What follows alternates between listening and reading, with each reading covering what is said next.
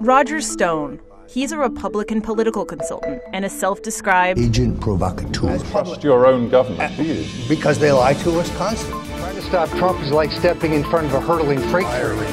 Collusion with the Russians. There's never been any evidence of it. Heel gaaf, ik zit hier met Roger Stone, de meest gevreesde spindokter in de Verenigde Staten. Vanaf de jaren 70 al heeft hij alle Amerikaanse republikeinse presidenten geadviseerd in hun campagnetijd, maar ook tijdens hun regeerperiode. Dus vanaf Nixon, Reagan, Bush en Trump. En het is een grote eer en plezier om hier te zijn. Roger, it's such a pleasure to be here with you. It's a great honor to be here with you.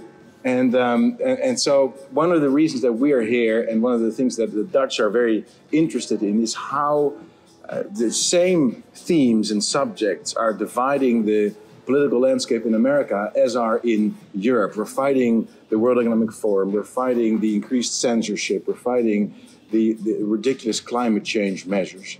And how do you see the political landscape evolving right now? Because you've been watching it for decades. You're probably one of the most senior people in and around the White House. What's happening here, and how are we going to bring this together? Well, we're most definitely in the exact same fight. Yes. It is party does not matter, Republican, Democrat. These are all Hegelian devices that they just use to divide us. It's almost like a kabuki dance. It's theater. It's a cartel. It is a cartel. And there was a time in America that the wealthiest people, that the most successful entrepreneurs, the most successful capitalists were conservatives, were Republicans. That is no longer the case.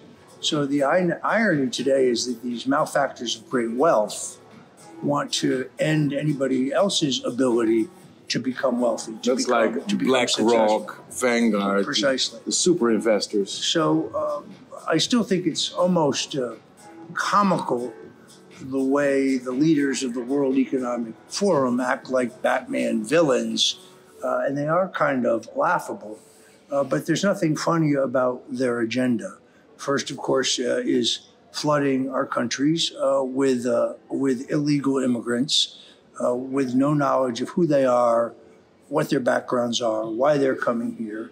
And in the United States, certainly a disproportionate number of young military-age men, not families, not children, flooding into the country through Mexico, through Mexico, through Arizona, and so on. So on the one hand, the Biden administration asks for $29 million to build walls. On the other hand, there are 118 gates that are welded open on the Arizona-Mexican border. We've taken in 16 million people. This has both a short-term and a long-term goal for the globalists. In the short term, they wish to sow chaos, a crime epidemic, a fentanyl drug epidemic, general spike in crime across the country, a bursting of the social system so that cities like New York and Chicago are now talking about a 9% or a 10% cut in hospitals, the policing, education, in order to pay for essentially the housing and upkeep of the illegals. We're talking about another pandemic, which I think is a very real possibility. Why do you think they're scheming? Well, why do they always announce their plans in advance? So yes. How could Bill Gates know that we're about to have another pandemic? How could he possibly know that? So I think we face the same common enemy, and their agenda is right out in the open. They don't even hide their agenda. It's not like the communists of the 30s or the 40s or the 50s. These people's agenda is right out front. But people don't believe it. They're like, oh, well, it can't be that bad. Well, that's what we see in the Netherlands. Oh, it's like ask the farmers in the Netherlands how it's going. Ask them whether their land is really being confiscated. Ask them whether they're really being prevented from farming and producing food for the people of your country and elsewhere in Europe. What is the answer? Well, there's only one answer, very sadly, and his name is Donald J. Trump.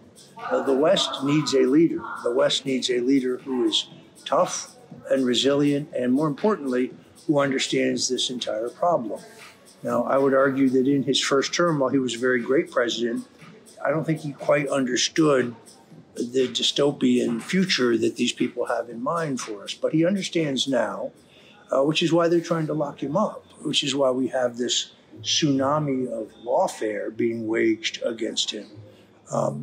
Ironically, it's having the exact reverse effect of what they desire, meaning the more fraudulent legal accusations against him, the stronger he grows with the American people, and the more likely that it is that he will return to the White House. Could he get elected from a prison cell? Yes, at this point he could.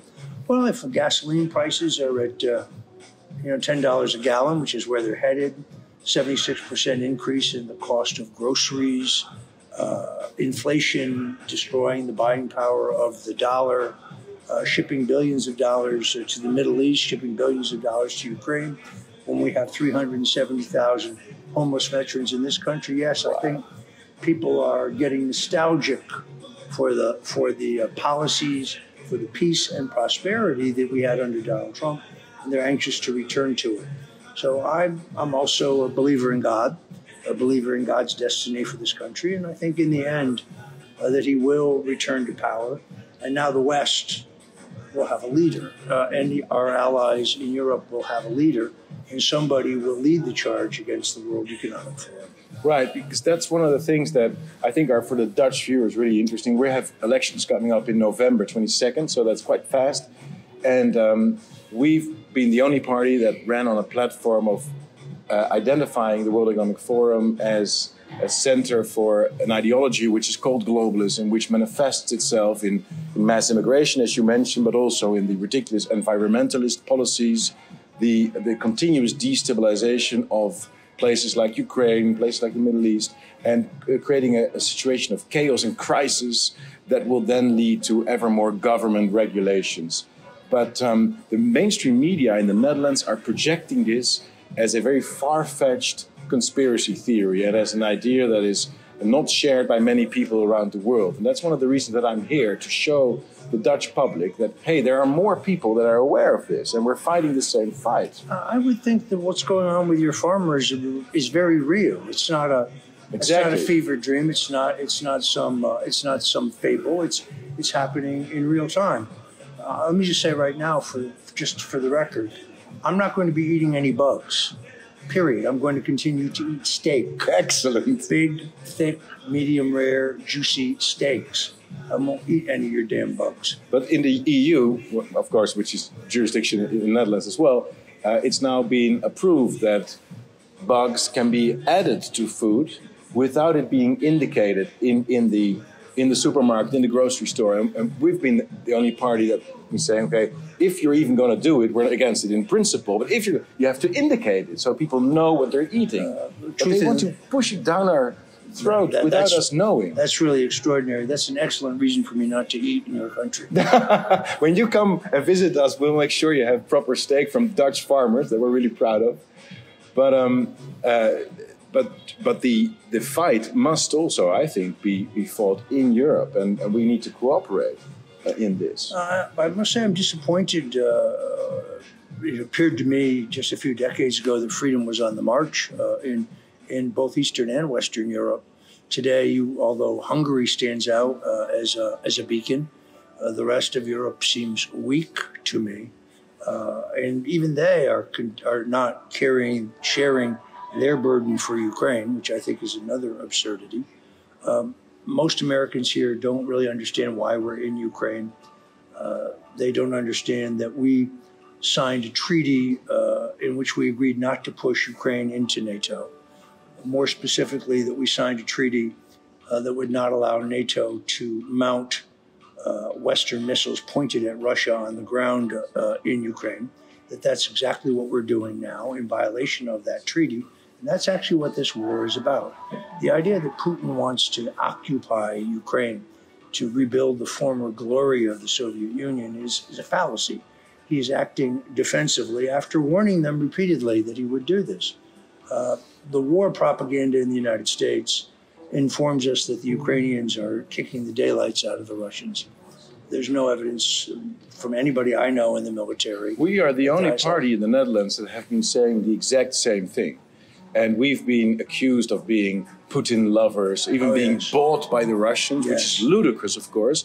But in the Netherlands, we had a referendum in 2016, which was about the association agreement that the EU was going to sign with Ukraine, which included the next step of NATO membership, future NATO membership for Ukraine. And we were the party, or we grew out of that referendum as the party that said, no, that's unwise. We shouldn't expand NATO frontiers into Ukraine, because then we're going to be in a full-out war ultimately with Russia.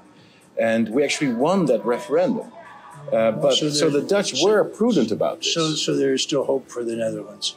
Right. But world war is part of the game plan of the globalists, and we should understand that. And it's very clever that they figured out that people here are growing worried and tired of the Ukraine war. So now the entire shift is to the Middle East, and Ukraine is out of our news cycle almost entirely. Isn't that weird that we have these moments where everybody's talking about the COVID pandemic or whatever, then everybody's talking about Ukraine, and everybody. It seems there's this big item that everybody's occupied. Yeah, it's a campaign of distortion, or I should say, it's a campaign of distraction. It really is an information war. My friend Alex Jones is right about this, and it is to distract you from the most important issues of the day. Let me ask you one of the things that I think are one of the most important things of the day, which is the way transgenderism is being pushed on children. In the Netherlands, from the age of 11 onwards, children are allowed and sometimes even encouraged to take injections that will block their puberty from materializing. So they're told that they can change their gender. Do you believe that's also part of the globalist plan to dehumanize us? There's no question. They not only want to dehumanize us, they want to undermine the family unit. They want to undermine the natural origin of man.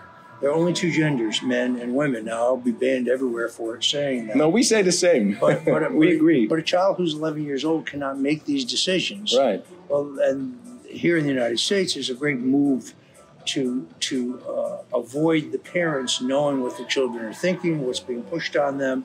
This is a giant fight in this country as well. Right. And the LGBT movement, if we may identify it as such, is pushed from above as well.